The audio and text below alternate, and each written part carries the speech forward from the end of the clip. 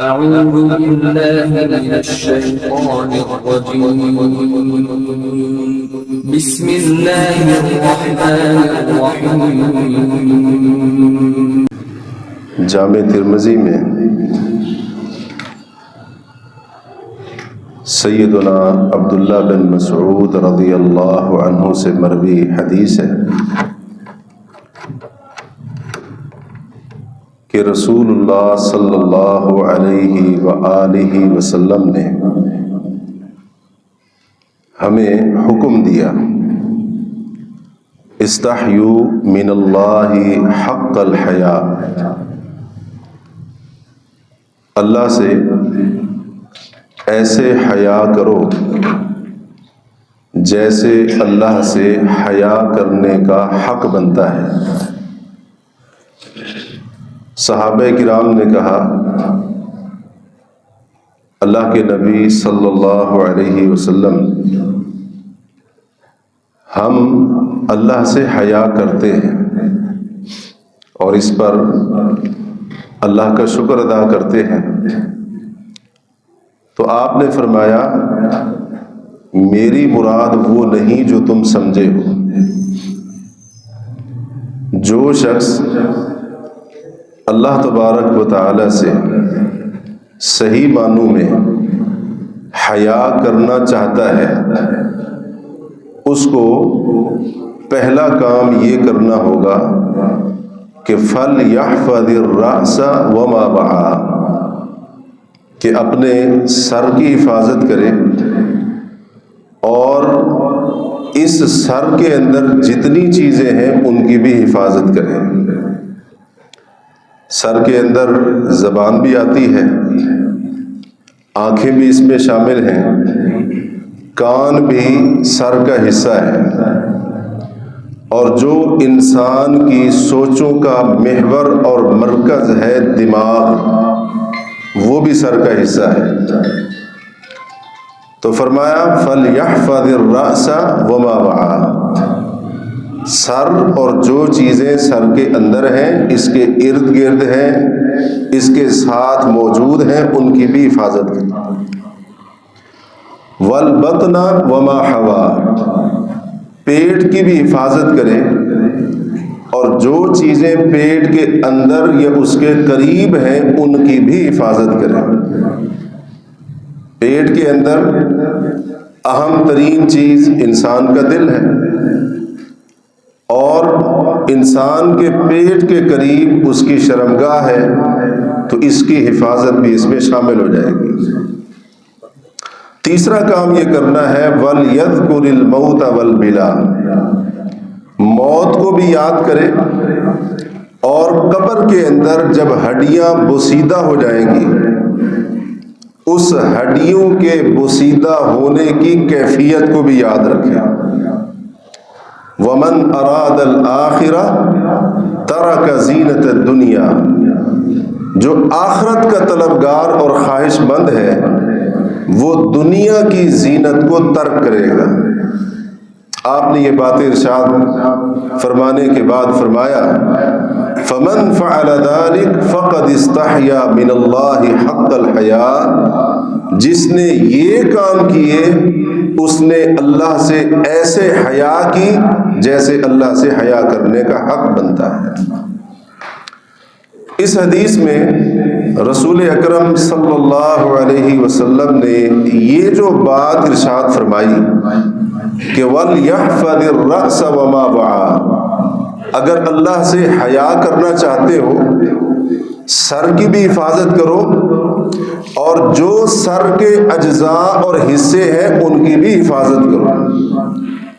مطلب اس کا یہ ہے کہ جو اپنے رب سے صحیح معنوں میں حیا کرتا ہوگا اس کی زبان سے ایسی گفتگو نہیں نکلے گی جو حیا کے تقاضوں کے خلاف ہے، اس کے کان کبھی بھی حیا کے خلاف گفتگو سننا پسند نہیں کریں گے، اس کی آنکھ بے حیائی کا منظر کبھی بھی نہیں دیکھیں گے۔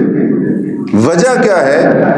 یہ انسان اپنے رب سے شرمانے والا، رب سے حیا کرنے والا ہے۔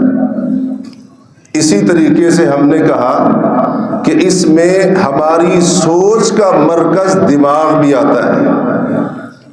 نبی اکرم صلی اللہ علیہ وسلم نے یہ حکم دے کر دراصل ہمیں اپنی سوچوں کی بھی حفاظت کا حکم دیا ہے کہ ہماری سوچ، ہمارے خیالات وہ بھی پاک ہونے چاہیے اور وہ بھی محفوظ ہونے چاہیے۔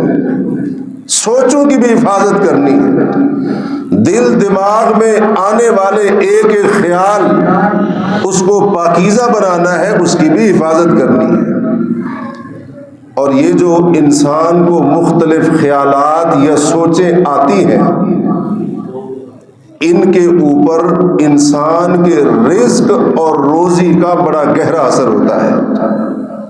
اگر کوئی شخص اپنی سوچوں کی حفاظت کرنا چاہتا ہے، اپنے خیالات کو پاکیزہ بنانا چاہتا ہے، وہ اپنے رزق کو حلال کر لے۔ رزق حلال یہ سوچ کو صاف ستھرا بنا دیتا ہے۔ اس کے مقابلے میں حرام کھانا پینا انسان کی سوچ کو بڑی بری طرح سے متاثر کرتا ہے، اور حرام کھانے پینے کی وجہ سے انسان کی سوچ کس قدر متاثر ہوتی ہے، اس کی ایک دلیل یہ بھی ہے کہ جو انسان حرام کھانے کا عادی ہو جائے، ایک وقت ایسا آتا ہے کہ وہ پھر مختلف طریقے، ہیلے بہانے تلاش کرتا ہے، کسی طریقے سے حرام وہ میرے لیے حلال ہو جائے۔ یہ جو حرام ہے انسان کی سوچ پر اس قدر گہرے اثرات چھوڑتا ہے کہ انسان اس کے لیے، یعنی حرام کے لیے، پھر جس قدر اس کو طریقے ڈھونڈنے پڑے اس کے لیے وہ طریقے ڈھونڈتا ہے۔ حرام کے حق میں وہ دلائل دیتا ہوا نظر آئے گا، کبھی حرام کے خلاف وہ بات کرتا ہوا نظر نہیں آئے گا۔ اس لیے انسان اگر اپنی سوچوں کو پاکیزہ بنانا چاہتا ہے، وہ چاہتا ہے میرے خیالات بھی اچھے ہوں اور میری سوچیں بھی اعلیٰ ہوں، اس کو اپنی روزی کو، رزق کو حلال بنانا ہوگا۔ اسی طریقے سے ہمارا جو اخلاق اور کردار ہے، حلال اور حرام کا اخلاق اور کردار پر بھی گہرا اثر ہوتا ہے۔ حلال اور حرام کا کردار اور اخلاق پر بھی گہرا اثر ہوتا ہے۔ ایک حدیث ہے صحیح ابن حبان میں، نبی علیہ الصلوۃ والسلام نے فرمایا، مثل المؤمن کمثل النحلہ، مومن کی مثال، مسلمان کی مثال شہد کی مکھی کی طرح ہے۔ لا تأکل الا طیبا، شہد کی مکھی ہمیشہ پاکیزہ کھاتی ہے، گندی جگہ پر نہیں بیٹھے گی، خبیث کوڑے کرکٹ والی جگہ پر، نجاست غلاظت والی جگہ پر نہیں بیٹھے گی۔ شہد کی مکھی ہمیشہ بیٹھنے کے لیے، اپنی غذا اور خوراک کے لیے یا تو پھلوں کا انتخاب کرے گی یا پھر پھولوں کا انتخاب کرے گی۔ لا تأکل الا طیبا، اور فرمایا ولا تدع الا طیبا، اور جو کچھ شہد کی مکھی دیتی ہے وہ بھی بڑا اعلیٰ، طیب اور پاکیزہ ہوتا ہے۔ یہی مثال ایک مومن کی ہے۔ اس کا کیا مطلب ہے؟ اس کا مطلب یہ ہے کہ مومن بھی، مسلمان بھی حلال حرام کا فرق مٹائے بغیر صرف اپنے پیٹ کی آگ بجھانے کی طرف توجہ نہیں دیتا، بلکہ شہد کی مکھی کی طرح وہ ایک ایک لقمہ 100% یقین جب ہو جائے حلال کا ہے، وہ پھر اپنے پیٹ کے اندر اتارتا ہے، اور پھر اس حلال کھانے کا اثر جیسے پاکیزہ چیزوں کے اوپر بیٹھنے کا اثر شہد کی مکھی پر ہوا کہ جو دیتی ہے اس کے بارے میں اللہ نے فرمایا فیہ شفاء للناس، اس میں لوگوں کے لیے شفا ہے۔ اس قدر پاکیزہ چیز وہ آگے مہیا کرتی ہے، دیتی ہے۔ یہی معاملہ ایک مسلمان کا ہوتا ہے۔ جب اس کے پیٹ کے اندر لقمہ حلال جائے گا، ایک ایک لقمہ، ایک ایک گھونٹ حلال کی آمدنی سے اس کے حلق کے نیچے اتر رہا ہے، اس کی غذا بن رہا ہے، اس کا جزو بدن بن رہا ہے، تو پھر جو مومن سے صادر ہوگا وہ بھی پاکیزہ ہوگا۔ اس کا اخلاق بھی پاکیزہ، کردار بھی اعلیٰ، گفتار بھی اعلیٰ، بولے گا تو پاکیزہ بولے گا اور سوچے گا تو پاکیزہ سوچے گا۔ جو انسان حلال کھاتا ہے تو حلال کھانے کی وجہ سے اس کا اخلاق اچھا اور بہتر ہوتا ہے۔ رزق حلال کی پابندی کرنے والا اچھے اخلاق کا مالک ہوگا، نرم دلی اس کے اندر ہوگی، لوگوں کی ہمدردی، لوگوں کے بارے میں احساس، دوسروں کی تکلیف کے اوپر خود درد محسوس کرنا، یہ چیزیں اس کے اندر موجود ہوں گی۔ اسی طریقے سے رزق حلال کھانے کا اہتمام کرنے والا، وہ قناعت، صبر و شکر، عاجزی، انکساری، اللہ کی مخلوق کے اوپر احسان، رب کے بندوں کے ساتھ نرمی سے پیش آنا، ان اعلیٰ اخلاق اور اوصاف سے متصف ہوگا۔ جبکہ وہ انسان جو کھانے میں بھی حلال کا اہتمام نہیں کرتا، پینے میں بھی حلال کا خیال نہیں کرتا ہے، تو یہ حلال نہ کھانا، حلال نہ پینا اس کے اخلاق کو متاثر کرتا ہے۔ پھر اس کے اندر سنگ دلی، دل کی سختی، خود غرضی، مفاد پرستی، حرص و لالچ، بخل و حرص، یہ تمام کی تمام بری عادات، برے اخلاق اس کے اندر پائے جائیں گے۔ انتہائی متکبر ہوگا، گھمنڈ اس کا عروج کے اوپر ہوگا، اللہ کی مخلوق کے اوپر ترس کرنے کا کوئی آپشن اس کے دل کے اندر نہیں، احساس سے اس کا دل مردہ ہو جائے گا۔ یہ اثرات ہوتے ہیں حرام کے انسان کے اخلاق کے اوپر۔ اور رہی کردار کی بات، تو کردار کا بھی حلال اور حرام کے ساتھ بڑا گہرا تعلق ہے۔ روزی حلال کی، کردار اعلیٰ، اور اگر بندہ حلال سے ہٹ کر کسی اور طرف جاتا ہے، وہ شخص انتہائی کمزور کردار کا مالک ہوگا۔ میں نے گزشتہ خطبہ کے اندر بھی آپ کے سامنے یہ گزارش کی تھی کہ یہ روزمرہ کی چیزیں ہیں، ان کا ہماری زندگی کے اوپر بڑا گہرا اثر ہے، لیکن شاید ہم محسوس نہیں کرتے۔ ایک اور چیز کہ جس کے اوپر حلال حرام کا بڑا گہرا اثر ہوتا ہے، وہ ہے بندے کی عبادات۔ حلال کھانے والے کی عبادت قبول ہوتی ہے، حرام کھانا عبادت کی قبولیت میں رکاوٹ بن جاتا ہے۔ اس کے اوپر قرآن حدیث کے اندر متعدد دلائل موجود ہیں، خاص طور پر وہ عبادات جن کو مالی عبادات کہا جاتا ہے، جو مال خرچ کر کے، پیسہ خرچ کر کے ادا کی جاتی ہے۔ اگر رزق حلال کا ہے، وہ عبادت اللہ کے ہاں مقبول ٹھہرے گی۔ مالی عبادات کی قبولیت کے لیے علماء نے یہ شرط بیان کی ہے قرآن حدیث کے دلائل کو سامنے رکھ کر کہ بندے کی آمدنی، بندے کا پیسہ حلال کا ہونا چاہیے۔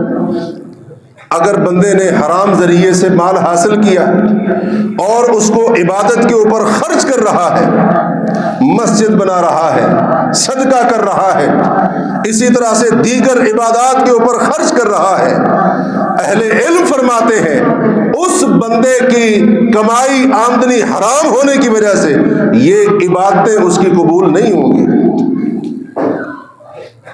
صحیح مسلم میں نبی کریم صلی اللہ علیہ وسلم کا ارشاد گرامی ہے، آپ نے فرمایا ان اللہ تعالی طیب ولا يقبل الا طیبا۔ لوگوں سنو، اللہ بڑا پاک ہے، وہ پاک کو ہی قبول کرتا ہے، اس کے ہاں پاک چیز قبول ہوتی ہے۔ وَإِنَّ اللَّهَ تَعَالَى أَمَرَ الْمُؤْمِنِينَ بِمَا أَمَرَ بِهِ الْمُرْسَلِينَ، اللہ نے اہل ایمان کو وہی حکم دیا جو رسولوں کو حکم دیا۔ رسولوں کو کیا حکم دیا؟ یا ایھا الرسل کلوا من الطیبات واعملوا صالحا، اے رسولوں کی جماعت پاکیزہ حلال کھاؤ، نیک اعمال کرو۔ اہل ایمان کو بھی یہی حکم دیا، کلوا من طیبات ما رزقناکم واشکروا للہ ان کنتم ایاہ تعبدون، پاکیزہ چیزیں کھاؤ، حلال کھاؤ، اللہ کے شکر گزار بن جاؤ اگر تم اللہ کی عبادت کرنا چاہتے ہو۔ سیدنا ابو ہریرہ جو حدیث کے راوی ہیں فرماتے ہیں ثم ذکر الرجل، پھر اللہ کے رسول علیہ الصلاۃ والسلام نے ایک آدمی کا ذکر کیا، یطیل السفر، لمبا سفر کرتا ہے، دور دراز کی مسافت کے اوپر، منزل کے اوپر رواں دوا ہے، حالت اس کی یہ ہے اشعث، سر کے بال بکھرے ہوئے، اغبر، جسم گرد و غبار مٹی سے اٹا ہوا۔ اب غور کرتے جائیں کہ اس کے پاس دعا کی قبولیت کے کتنے آپشن تھے۔ احادیث کے مطابق مسافر کی دعا رد نہیں ہوتی ہے، اور یہ جو حالت ہے سر کے بال بکھرے ہوئے، جسم کپڑے گرد و غبار مٹی کے ساتھ اٹے ہوئے، اس طرح کے بندے کو دیکھ کر تو بندے کو ترس آ جاتا ہے، وہ تو بندوں کا رب ہے۔ اور پھر وہ کیا کرتا ہے، ثم یمد یدیہ الی السماء، اپنے ہاتھ آسمانوں کی طرف بلند کرتا ہے۔ حدیث کے مطابق جب کوئی بندہ اپنے ہاتھ اللہ کے سامنے پھیلا کر اٹھا کر رب سے دعا کرتا ہے، رب کو حیا آتی ہے اس کے ہاتھ خالی واپس موڑ دے۔ دعا کی قبولیت کا ایک اور چانس۔ پھر وہ کیا کہتا ہے، یا ربی یا ربی، رب العالمین کو پکار رہا ہے، اے میرے خالق، اے میرے رب، اے پروردگار، اے پالنے والے، اے رزق کے مالک، زندگی موت کے مالک، بار بار اللہ سے التجائیں کر کے دعائیں مانگ رہا ہے۔ دعا کی قبولیت کے بہت سارے اسباب جمع ہیں، لیکن نبی علیہ الصلوۃ والسلام نے فرمایا وَمَلْبَسُهُ حَرَامٌ، اس کے جسم پر جو لباس ہے وہ حرام کمائی سے خریدا ہوا ہے۔ وَمَأْكَلُهُ حَرَامٌ، اس کا کھانا حرام کا، وَمَشْرَبُهُ حَرَامٌ، اس کا پینا حرام کا، وَغُذِيَ بِالْحَرَامِ، اور اس کی جو غذا ہے وہ حرام سے۔ فَأَنَّا يُسْتَجَابُ لِذَلِكَ، کھانا حرام کا، پینا حرام کا، غذا حرام کے ذریعے اس کو دی گئی، لباس اس کے کپڑوں، اس کے جسم پر موجود کپڑے حرام کے، فَأَنَّا يُسْتَجَابُ لِذَلِكَ، بتاؤ تو صحیح اللہ اس کی دعا کیسے قبول کرے۔ دعا بہت بڑی عبادت ہے، اور قرآن اور حدیث کے مطابق جب ایک مسلمان اللہ سے مانگتا ہے رب اس کی دعا کو ضائع نہیں جانے دیتا ہے۔ آخر کیا وجہ بنی؟ یہ اللہ کے سامنے التجائیں کر رہا ہے، رب العالمین کو اس کے نام، اس کی صفتوں کے ساتھ پکار رہا ہے، بار بار مانگ رہا ہے، حالت اس کی غیر ہے، حالت سفر میں ہے، دعا کی قبولیت کا یہ چانس سبب بھی موجود ہے، پھر بھی اس کی دعا رد کر دی جاتی ہے، یہ اس کی عبادت قبول نہیں ہوتی۔ وجہ اس کے پیچھے کیا ہے؟ اس کے کھانے پینے اور غذا کے، لباس کے جتنے بھی معاملات ہیں وہ حرام کی آمدنی سے۔ حلال کی برکت یہ ہے کہ اگر تھوڑا سا بھی انسان عبادت پر پیسہ لگائے گا، اللہ تبارک و تعالی حلال کی برکت سے اس کو اپنے ہاں شرف قبولیت عطا کرتا ہے۔ صحیح بخاری کی حدیث، من تصدق بعدل تمرۃ، جس نے آدھی کھجور اللہ کی راہ میں صدقہ کی، لیکن شرط یہ ہے من کسب طیب، وہ اس کی جو آدھی کھجور صدقہ کی ہوئی ہے وہ حلال پاکیزہ کمائی میں سے۔ فرمایا ولا یقبل اللہ الا طیب، لوگوں سنو، اللہ صرف طیب، حلال اور پاکیزہ کو ہی قبول کرتا ہے، اس کے ہاں حرام اور خبیث کی قبولیت نہیں ہے، تو اس کا کیا نتیجہ نکلتا ہے؟ فرمایا اللہ تبارک و تعالی وہ آدھی کھجور جو بندے نے حلال مال میں سے صدقہ کی، اللہ اس کو بڑھاتا ہے بڑھاتا ہے بڑھاتا ہے، قیامت کا دن ہوگا اس نے تو دنیا میں صرف کھجور کا ایک ٹکڑا دیا تھا، آدھی کھجور صدقہ کی تھی، جب قیامت کے دن یہ بندہ اللہ سے ملاقات کرے گا، رب تبارک و تعالی ایک پہاڑ کے برابر اس کو اجر عطا فرمائے گا۔ یہ حلال کا اثر ہے انسان کی عبادت کے اوپر۔ آدھی کھجور کی کیا حیثیت، آدھی کھجور کا کیا وزن ہے؟ کوئی وزن نہیں، لیکن ہے وہ حلال کی، رزق حلال میں سے اس نے آدھا ٹکڑا کھجور کا دیا، اللہ پہاڑ کے برابر اس کو اجر عطا فرمائے گا۔ اس کے مقابلے میں حرام کا کیا اثر ہوتا ہے عبادت کے اوپر، وہ بھی ذرا سنیں۔ مستدرک حاکم وغیرہ کی حدیث، نبی علیہ الصلوۃ والسلام نے فرمایا ومن جمع مالا حراما، جس نے حرام مال اکٹھا کیا، ثم تصدق من، پھر اس میں سے صدقہ کیا، لم یکن لہ فیہ اجر، اللہ تبارک و تعالی اس حرام مال میں سے کیے گئے صدقے کے اوپر اسے کوئی اجر نہیں دے گا۔ اچھا بات یہیں پر ختم نہیں ہوئی، وَكَانَ إِسْرُهُ عَلَيْهِ، حرام مال میں سے صدقہ کرنے کا گناہ اور بوجھ اور وزن الٹا اسی کے اوپر۔ صرف عبادت رد نہیں ہو رہی، بلکہ حرام مال میں سے اس عبادت پر اس عبادت کے اوپر پیسہ خرچ کرنا وبال جان بن رہا ہے۔ آج بڑا عجیب معاملہ ہے مسلمانوں کے اندر، مرد ہو عورتیں ہوں، جناب وہ سوشل میڈیا کے اوپر بے حیائی کے ریکارڈ توڑ دیے، ذریعہ آمدنی بنایا ہوا، اور جناب کیا کر رہے ہیں؟ حج بھی کر رہے ہیں، عمرے بھی کر رہے ہیں۔ لوگ کہتے ہیں ان کو کچھ نہ کہو، جو کر رہے حج عمرہ بھی تو کر رہے، انہی کے اکاؤنٹ کے اوپر ایک ویڈیو انتہائی قابل اعتراض حالت میں، اسی کے بعد دوسری ویڈیو طواف کرتے ہوئے احرام کی حالت۔ لوگوں نے مذاق بنا رکھا ہے، سود لینے والا، سود کھانے کھلانے والا، وہ کہتا ہے مجھے تم سمجھاؤ نہیں، نصیحت کرنے کی ضرورت نہیں، تمہیں کیا پتا، 10 20 خاندان میں ان کو راشن ڈلوا کے دیتا۔ اللہ تبارک و تعالی کسی کے خرچ کرنے صدقہ کرنے کا محتاج نہیں، وہ غنی ہے، اس کے ہاں اصول ہے، ولا يقبل الا الطیب، اللہ کے ہاں پاکیزہ قبول کیا جاتا ہے۔ عجیب و غریب لوگوں نے معاملہ کیا ہوا، لوگوں کے ساتھ فراڈ ہے، لوگوں کے ساتھ دو نمبریاں ہیں، خیانت ہے، حرام طریقے سے لوگوں کے مال لوٹ رہے ہیں، اور ہر مہینے عمرے پر بھی جا رہے ہیں۔ ہمیں کچھ نہ کہو، ہم عمرہ بھی تو کر رہے ہیں۔ عمرہ، صدقہ، غریب کی مدد، مستحق کو راشن لے کر دینا، یہ احرام، یہ حج، یہ عبادتیں اس وقت قبول ہوں گی جب رزق حلال ہوگا، آمدنی حلال کی ہوگی۔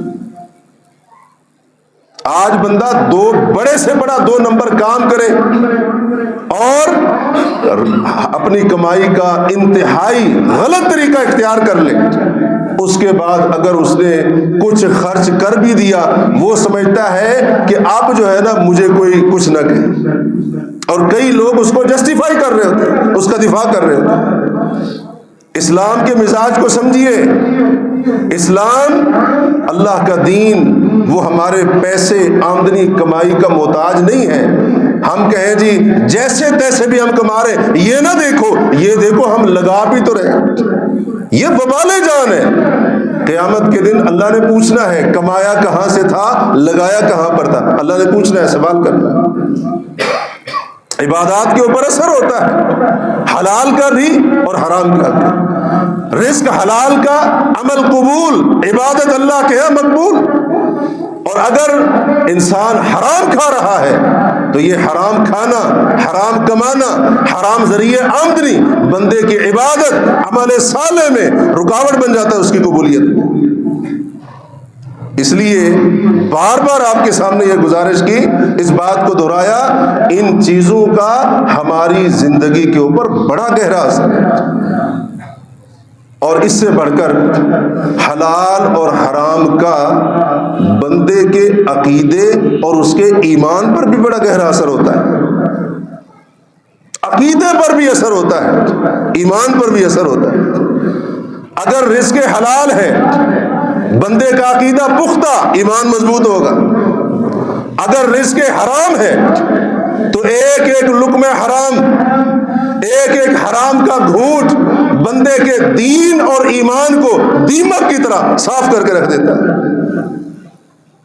صحیح مسلم کے اندر نبی علیہ الصلوۃ والسلام کا فرمان ہے، آپ فرماتے ہیں اے لوگوں، ان فتنوں کے آنے سے پہلے پہلے نیک اعمال میں جلدی کر لو۔ جن فتنوں کے اندر لوگوں کی حالت یہ ہوگی، شام کے وقت بندہ حالت ایمان میں ہے، صبح کے وقت بندہ ایمان کی دولت سے محروم ہو جائے۔ صبح اس نے حالت ایمان میں کی، شام ہونے سے پہلے پہلے ایمان کی دولت غائب، یہ ایمان اپنا چھوڑ چکا۔ کیوں؟ وجہ کیا ہے؟ نبی علیہ الصلوۃ والسلام نے فرمایا، جیسا کہ مسند احمد کی روایت کے لفظ ہے، یبیع دینہ بعرض من الدنیا قلیل، دنیا کے تھوڑے سے سامان کے لیے، تھوڑے سے فائدے کے لیے، چند ڈالروں کے لیے اپنا دین ایمان اس کا سودا کر دے گا، اس کو بیچ ڈالے گا۔ جس کو حرام کا ایک بار چسکا لگ جائے، وہ پھر اپنے دین ایمان کو بیچنے سے بھی نہیں گھبراتا ہے۔ یہ ہوتا ہے بندے کے عقیدے اور ایمان کے اوپر گہرا اثر حلال یا حرام کا۔ اگر انسان حلال کمانے والا، حلال کھانے والا ہے، مرتا مر جائے گا، لیکن کبھی بھی اپنے دین ایمان کا سودا کرنے کے بارے میں نہیں سوچے گا۔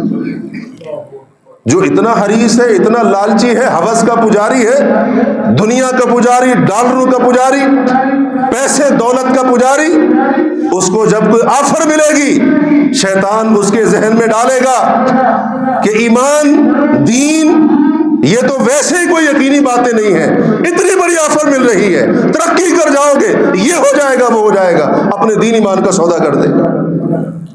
دنیا کے چند ڈالروں کے عوض، چند ٹکڑوں کے عوض دین بھی گیا، ایمان بھی گیا۔ حضرات، یہ برا اثر ہوتا ہے حرام کا انسان کے دین اور ایمان کا۔ اللہ تبارک و تعالیٰ نے قرآن مجید کے اندر ہمیں دو ٹوک لفظوں کے اندر روک دیا، وما اہل لغیر اللہ بہ، جس جانور پر غیر اللہ کا نام لیا گیا ہو اس کو تم نے نہیں کھانا ہے۔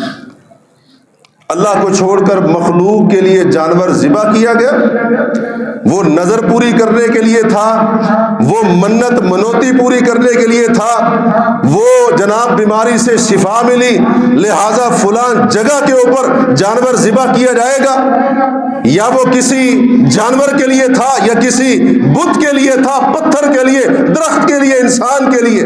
وما اہل لغیر اللہ بہ، اللہ کا قرآن کہتا ہے مسلمانوں تمہارے اوپر وہ جانور ایسے حرام جیسے خنزیر حرام، جیسے مردار حرام۔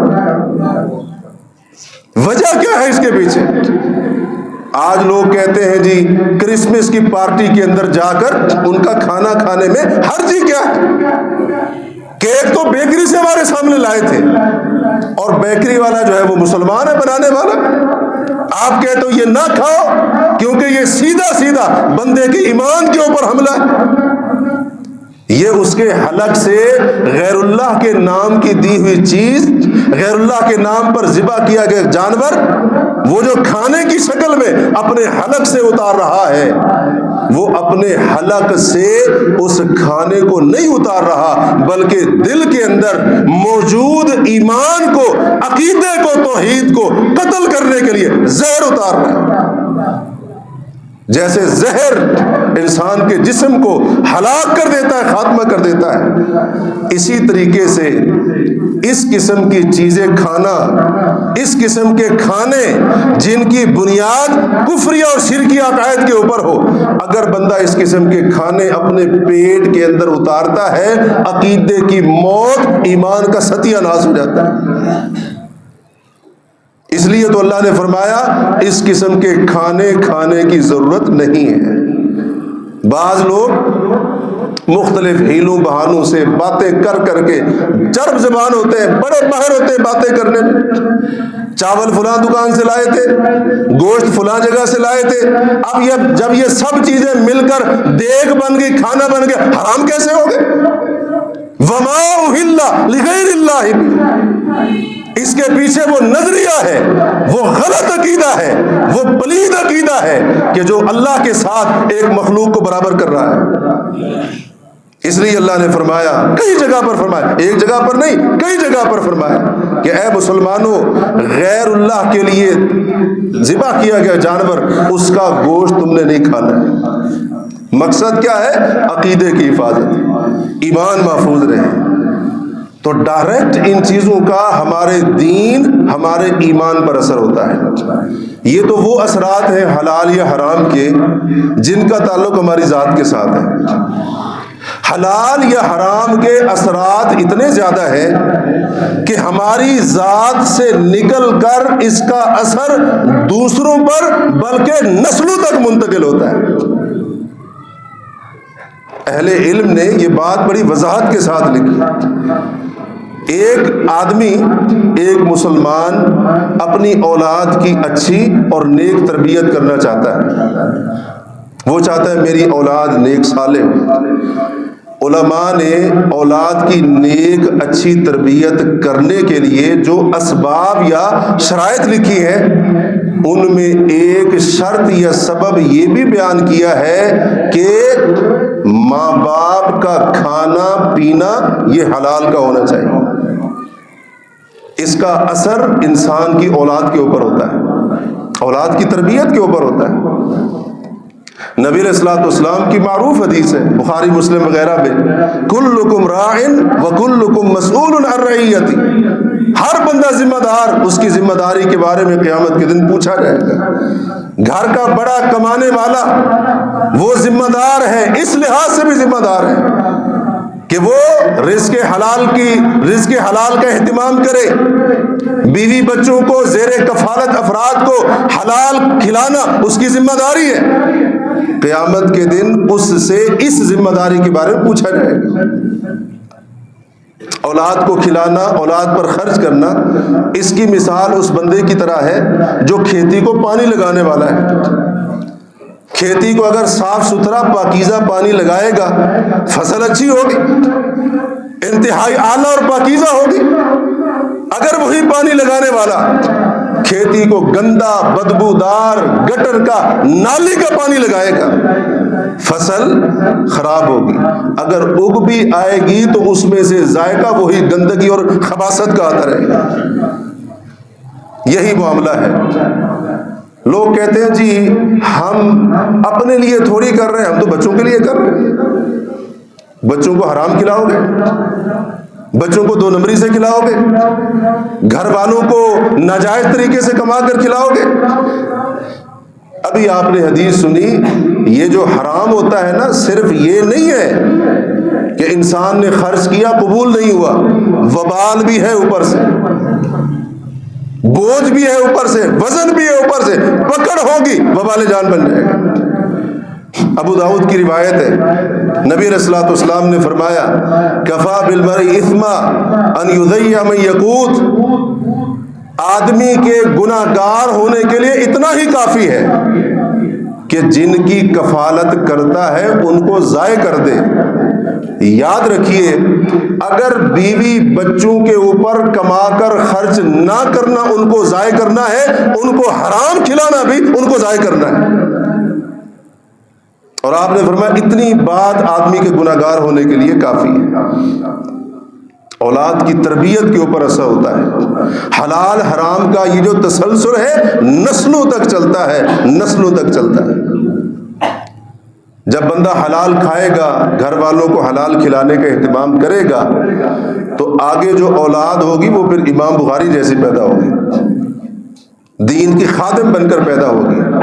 اور جب اس قسم کا اہتمام نہ ہو، سود بھی ہے، بیمے بھی ہیں، رشوت بھی ہے، دو نمبریاں بھی ہیں، فراڈ بھی ہے، بہانہ کیا ہے؟ اولاد کا مستقبل سنور جائے، اولاد پڑھ لکھ جائے، اس کا فیوچر اچھا ہو جائے، تو پھر اولاد ٹک ٹاکر تو بن سکتی ہے، اسلام کی خادم نہیں بن سکتی۔ بے حیائی میں ریکارڈ بنائے گی، اسلام کی خدمت اس کو کوئی پرواہ نہیں ہوگی۔ امام سفیان الثوری رحمہ اللہ وقت کے بہت بڑے محدث، فقیہ بھی ہیں، عالم بھی ہیں، اور رسول اللہ کی حدیث کا علم رکھنے والے۔ ان کے والد بچپن میں ہی فوت ہو گئے، والدہ بیوہ ہے، سفیان الثوری یتیم ہے۔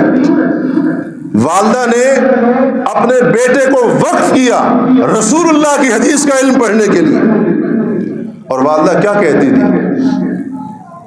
بیٹے سفیان، آپ نے اخراجات کی فکر نہیں کرنی، خرچے کی پرواہ نہ کرنا، میں چرخہ چلا چلا کر تمہارے اوپر خرچ کرتی رہوں گی، لیکن جس راستے پر لگایا ہے اس راستے سے پیچھے نہ ہٹنا۔ بیوہ خاتون ہے، بیٹا ہے، ماں باپ کو، اور خاص طور پر ماں وہ بھی بیوہ اور بے سہارا، اس کو تو بیٹے سے پتہ نہیں کتنی امیدیں ہوتی ہیں، دست و بازو بنے گا، کمائے گا، کھلائے گا۔ اس اللہ کی بندی نے یہ پرواہ نہیں کی، سود کاٹ کاٹ کر، چرخے چلا چلا کر، محنتیں کر کر کے اپنے بیٹے کو دین کی راہ کے اوپر وقف کیا۔ نتیجہ یہ نکلا، امام سفیان الثوری امیر المومنین فی الحدیث بنے۔ ایک وقت آیا لوگ حدیث کے اندر ان کو امام مانتے تھے۔ امام عبداللہ بن مبارک ہے، ان کے والد مبارک ایک باغ کے اندر نوکری کرتے، اور تقوی دیانتداری کا حال یہ تھا، کبھی باغ کا پھل اتار کر چکھا نہیں۔ اتنی تقوی، اتنا تقوی، اتنی دیانتداری، مالک کی اجازت کے بغیر کبھی باغ کا پھل چکھنے کی نوبت نہیں آئی۔ اس قدر پرہیزگار، اللہ نے جو بیٹا دیا، دنیا اس کو عبداللہ بن مبارک کے نام سے جانتی ہے۔ اور یہ بھی کون ہے؟ وقت کے مجاہد، وقت کے عالم، اور اللہ کے ولی، امیر المومنین فی الحدیث عبداللہ بن مبارک رحمہ اللہ۔ اور پتہ ہے ان کے تقوی کا کیا عالم تھا؟ یہ کہتے تھے ایک درہم، تاجر بھی تھے ساتھ میں، کہتے تھے ایک درہم مشکوک جس کے بارے میں شک ہو جائے، وہ ایک درہم جو میرے پاس آ رہا ہے لیکن ہے مشکوک، اس کو چھوڑ دینا 1,00,000 درہم صدقہ کرنے سے مجھے زیادہ پسند ہے۔ جب ماں باپ حلال کا اہتمام کرنے والے، صاحب تقوی، اولاد پھر اس طرح سے صاحب تقوی ہوگا۔ امام بخاری کے والد اسماعیل بن ابراہیم وقت کے بہت بڑے محدث، امام مالک کے شاگردوں میں ان کا نام آتا ہے، دنیا سے جا رہے، اور حاضرین کو کہا سنو، میں نے جتنا کچھ کمایا ہے یا جو کچھ چھوڑ کر جا رہا ہوں، میرے ترکے اور مال میں 1 درہم بھی ایسا نہیں ہے جس کے بارے میں مجھے شک ہو کہ یہ حلال کا ہے یا حرام کا ہے۔ اور اللہ نے جو بیٹا دیا، محمد بن اسماعیل البخاری رحمہ اللہ، رسول اللہ کی حدیث کی، اسلام کی ایسی خدمت کی، آج تک اس کی کوئی مثال نہیں ملتی ہے۔ حلال اور حرام کا اولاد پر اور اس کی تربیت پر بڑا گہرا اثر ہوتا ہے۔ آج لوگ بیمے کروا لیتے ہیں، جی میں نے بیمہ پالیسی 1-2 خرید لی ہیں، بچے کے کام آ جائے گی، بچیوں کے کام آ جائے گی۔ تو بچوں کا مستقبل سنوارنے کے لیے سود اور جوئے کے راستے ملے ہیں، حرام کے ذریعے، اللہ کے ساتھ جنگ کے ذریعے بچوں کا مستقبل سنواریں گے۔ ان چیزوں کے اثرات ہیں، ان کو سمجھیے، اور ہم سب کو چاہیے کہ ہم اپنی اصلاح کریں۔ اللہ تبارک و تعالی ہمیں رزق حلال کا اہتمام کرنے کی توفیق عطا فرمائے۔ اللہ تبارک و تعالی ہر قسم کے معاملات میں ہمیں حرام اور ناجائز امور سے بچنے کی توفیق عطا فرمائے۔ اللہ تبارک و تعالی جب تک زندگی دے اسلام کے اوپر ثابت قدمی عطا فرمائے، اور اللہ تبارک و تعالی جب موت دے تو ہمارا خاتمہ ایمان کی حالت میں ہو۔ وباللہ التوفیق، اقول قولی ھذا واستغفر اللہ لی ولکم۔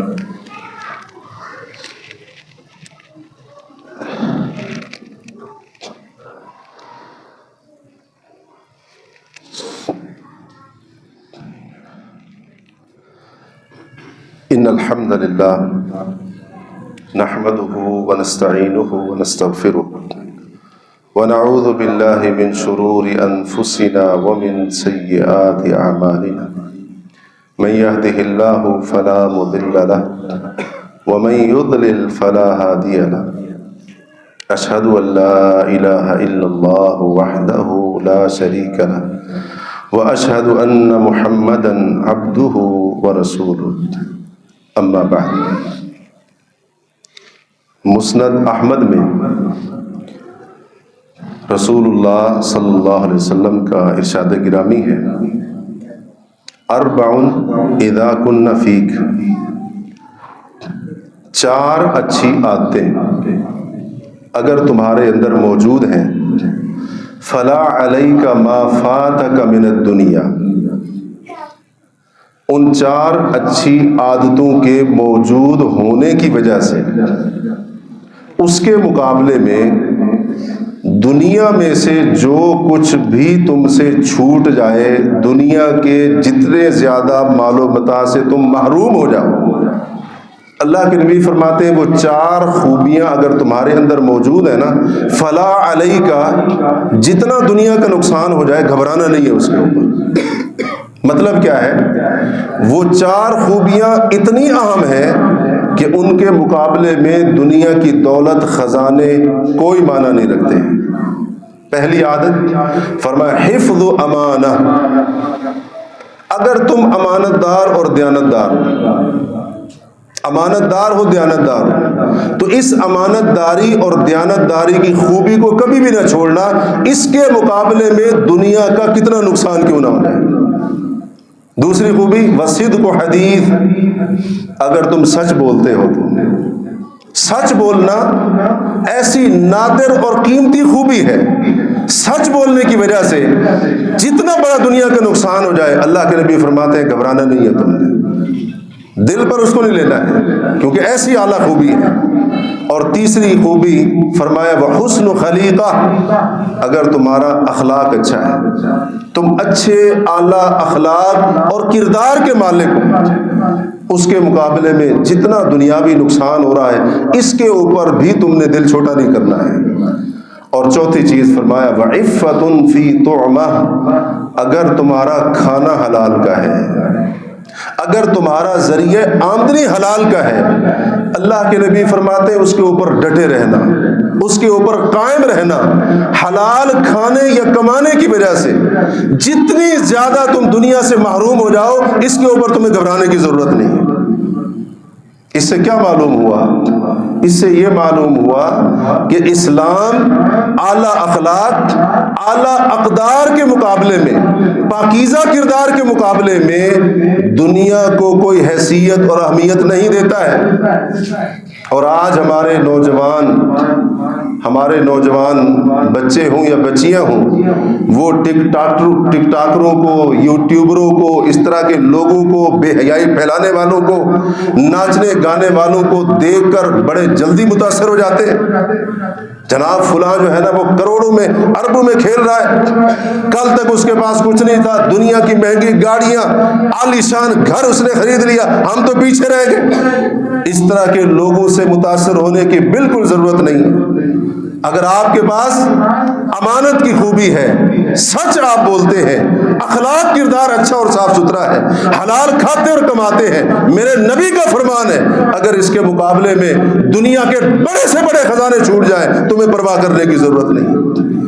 کیونکہ یہ وہ خوبیاں ہیں، یہ وہ اعلیٰ اوصاف ہیں، دنیا کے تمام خزانے خرچ کر کے بھی ان اعلیٰ اوصاف کو خریدا نہیں جا سکتا۔ حضرات، اسلام اس کے اوپر ہماری تربیت کرتا ہے۔ آج سے 5 دن کے بعد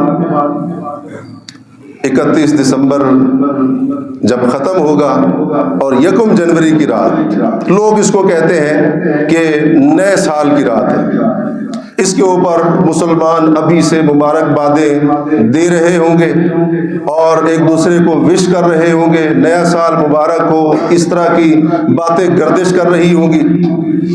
تو گزارش یہ ہے، یہ جو سال ہے یہ کرسچنز کا سال ہے، یہ عیسوی سال ہے، یہ ہمارا اسلامی ہجری سال نہیں ہے۔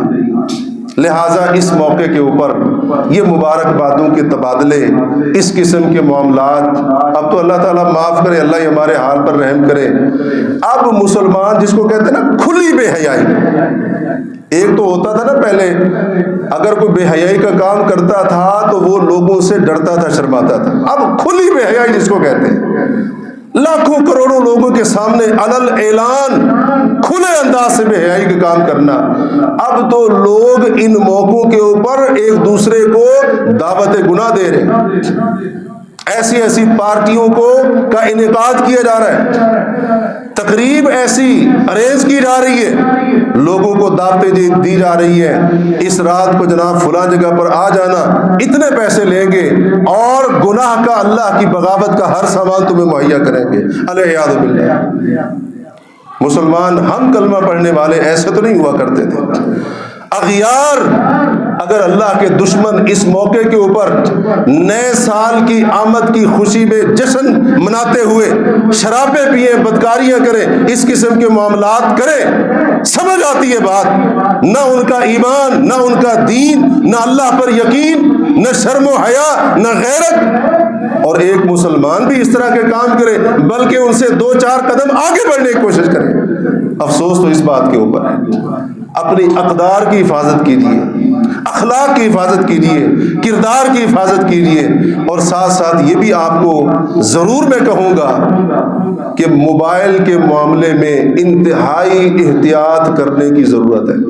ابھی ہم بات کر رہے تھے نا کھلی بے حیائی کی، بے حیائی پھیلانے والے نے کیا کرنا ہے، اس نے دیکھنا ہے میرے فالوورز بڑھ رہے ہیں، ڈالر آ رہے ہیں، پیسے آ رہے ہیں، بینک بیلنس بڑھتا جا رہا ہے، اس نے ایک سے بڑھ کر ایک بے حیائی کا کام کرنا ہے۔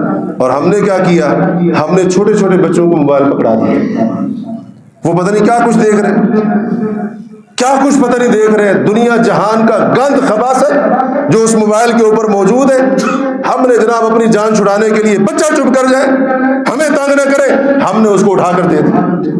اللہ کے لیے اپنی نسلوں کو بچائیے، اپنی اولادوں کی حفاظت کیجیے، اپنے آپ کو بھی اس قسم کے معاملات سے دور کریں اور اپنی اولاد کو بھی اس قسم کے معاملات سے دور کریں، ورنہ نتائج وہی ہوں گے۔ جناب وہ ایک لڑکی کھڑی ہوتی ہے، بے حیائی کے ریکارڈ توڑتی ہے، بڑے فخر سے بتاتی ہے میرا باپ مجھے خود سپورٹ کرتا ہے یہ کرنے کے لیے، العیاذ باللہ۔ ہم سب اپنی اپنی اولاد گھر والوں کے ذمہ دار ہیں، لہٰذا مجھ سے میرے بارے میں، میرے اہل و عیال کے بارے میں ضرور پوچھا جائے گا۔ میں یہ نہ دیکھوں لوگ کیا کر رہے ہیں، معاشرے کے اندر کیا ہو رہا ہے، یہ تو سب چلتا ہے، یہ تو سب عام ہے، یہ بیکار دلیلیں ہیں۔ مسلمان رواجوں کے پیچھے، سب چلتا ہے کہ پیچھے نہیں بھاگتا ہے، وہ اللہ اور اس کے رسول کے حکم کا پابند ہوتا ہے۔ کبھی بھی اپنی اخلاقی اقدار، اعلیٰ کردار، شرم و حیا، غیرت و حمیت، اس کا سودا نہیں کرتا ہے، کچھ بھی ہو جائے، چاہے وہ باپ ہے یا بیٹا ہے یا ماں ہے یا بیٹی ہے۔ لوگوں کی پتہ نہیں کیسے غیرت گوارا کرتی ہے کہ وہ اپنی بچیوں کو، اپنے بچوں کو بے حیائی پھیلانے کی نہ صرف کھلی چھوٹ دیتے ہیں، بچے فخر سے بتا رہے ہوتے ہیں باپ نے سپورٹ کیا، بھائی نے سپورٹ کیا۔ اللہ کے بندو، مومن کو نیکی کے اوپر سپورٹ کرتا ہے، گناہ پر سپورٹ نہیں کرتا۔ صرف اس لیے سپورٹ کر رہے ہیں، جاننے والا ہے، دوست ہے، بھائی ہے، یہ ہے، وہ ہے، اللہ کی حد پامال ہوتی رہے، اس چیز کی کوئی پرواہ نہیں۔ پرواہ کیجئے ان کی، ہمارا دین ہمیں یہی سکھاتا ہے، ورنہ پھر ہم اسی طرح اخلاقی اور کردار کی تنزلی کا آہستہ آہستہ شکار ہوتے چلے جائیں گے۔ اللہ تبارک و تعالی ہم سب کو محفوظ رکھے۔ وآخر دعوانا ان الحمد للہ رب العالمین۔